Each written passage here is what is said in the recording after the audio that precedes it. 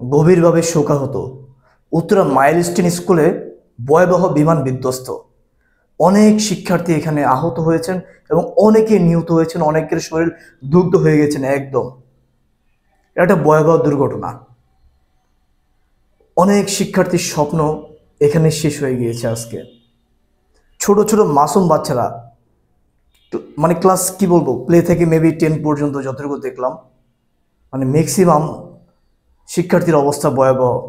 একটা মানে স্কুলের পাশেই যদি হয় এরকম বিধ্বস্ত, মানে এত সাউন্ড বিঘ্নিত, যেটা হচ্ছে আতঙ্কের মতো একটা, যেটা আসলে আমাদের দেশের জন্য, আমাদের শিক্ষার্থীর, প্রতিটা শিক্ষার্থী একটা ভবিষ্যতের।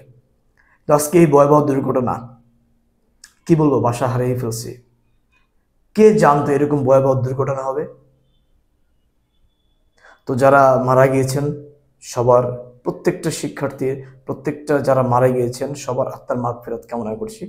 আর যারা আহত হয়েছেন, আল্লাহ সবাইকে রহম করুন এবং সুস্থ করে দিন।